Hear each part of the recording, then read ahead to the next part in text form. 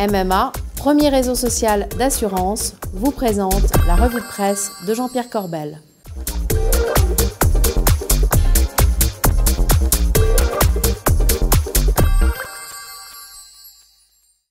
Bonjour, c'est mardi et c'est la revue de presse du Club Patrimoine en compagnie, comme toujours, de Jean-Pierre Corbel. Jean-Pierre, bonjour.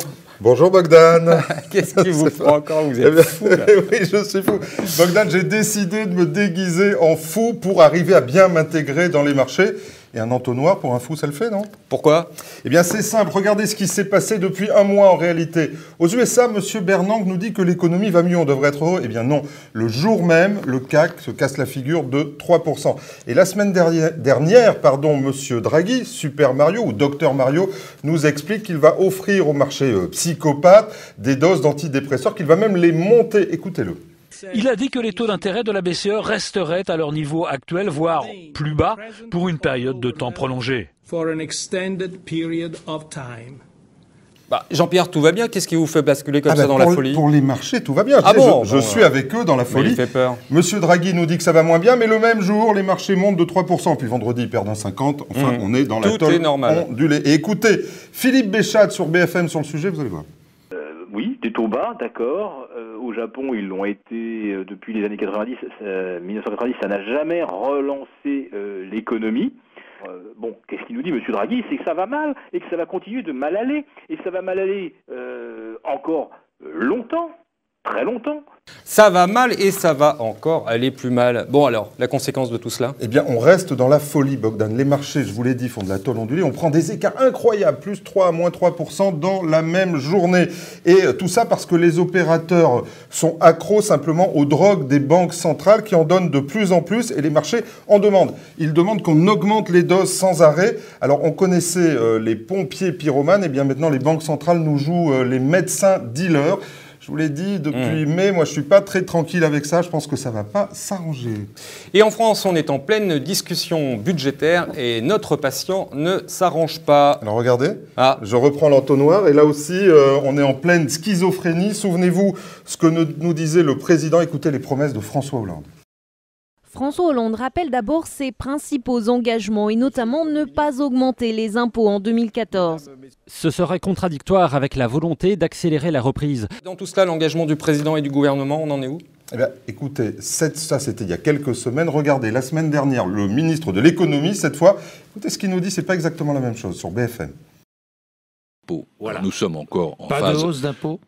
Il y aura sans doute des prélèvements obligatoires, mais je vais vous dire une chose. Hausse des prélèvements obligatoires? Attendez, je vais vous dire une chose. Je veux dire les choses de façon... mais c'est important parce qu'on bat déjà des records. Nous sommes les champions d'Europe du prélèvement obligatoire. Il n'y a pas de mystère dans cette affaire-là. Donc, hausse des prélèvements obligatoires. Pour l'année prochaine, nous ferons 1/3 de prélèvements et 2/3 d'économies. Donc les impôts augmenteront un petit peu en 2014. Après, la différence entre impôts et prélèvements obligatoires, oui, il y aura des impôts, oui, bien sûr. Voilà les promesses. Vous avez vu Bourdin, accrocheur, hein? Eh ben, il rigole pas, hein, même avec Moscovici. Et vous êtes un peu pareil, Bogdan, je veux dire. Si. En tout cas, les promesses, on le sait, n'engagent que ceux qui les écoutent. Et en tout cas, ça n'est pas fini non plus, Bogdan. Je vous l'ai dit, la semaine dernière, les taux n'arrêtent pas de monter ailleurs, mais aussi en France. Vous avez remarqué aussi. Et de plus en plus. Et regardez cet article dans Le Point, les conséquences.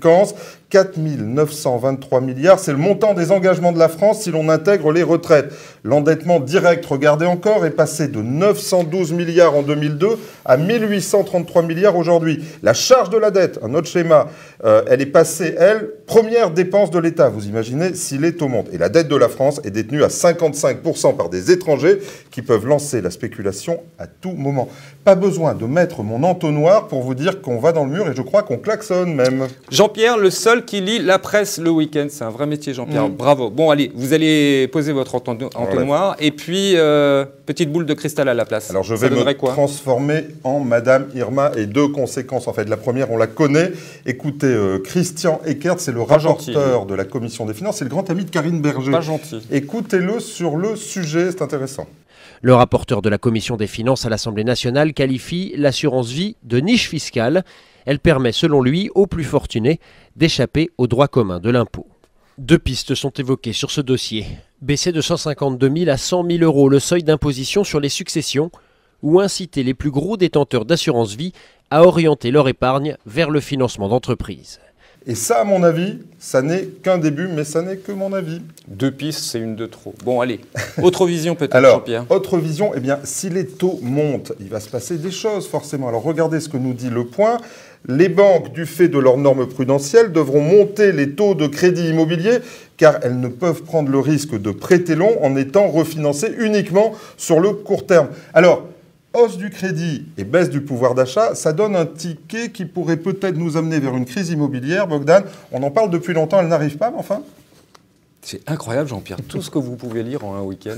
Bon, allez, top flop, on commence par quoi? Allez, on commence par les flops. Et là, regardez cet article dans l'Expansion. Souvenez-vous, en 2010, la France transpose une directive sur les bonus des traders. Alors, on sortait de la crise de 2008. Alors, je vous fais le pitch.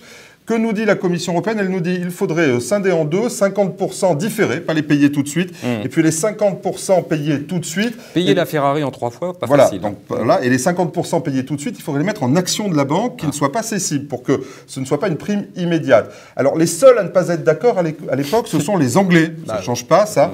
Et la France, elle vertueuse, dit il faut le faire. Et regardez cette note du Trésor, c'est très intéressant. Le projet d'arrêté, je cite, le projet d'arrêté de transposition maintient l'ambiguïté d'interprétation de la version anglaise. C'est le Trésor qui parle.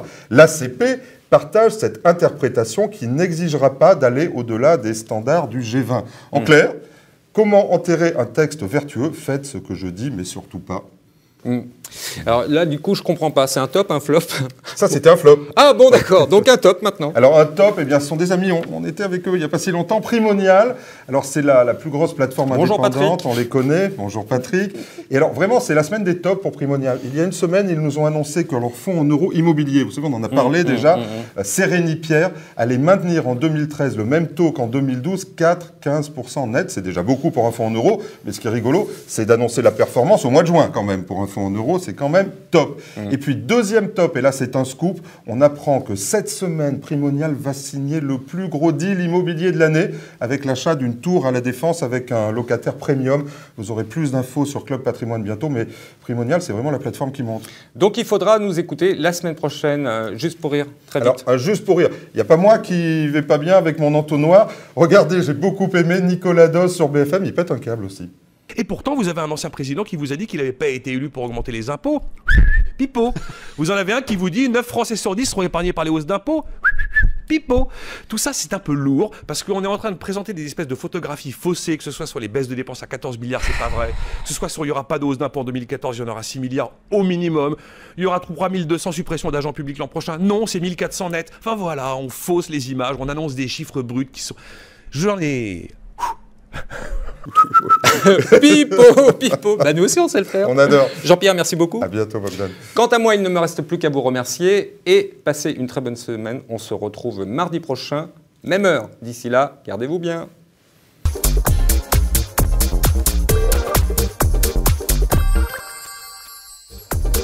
MMA, premier réseau social d'assurance, vous présente la revue de presse de Jean-Pierre Corbel.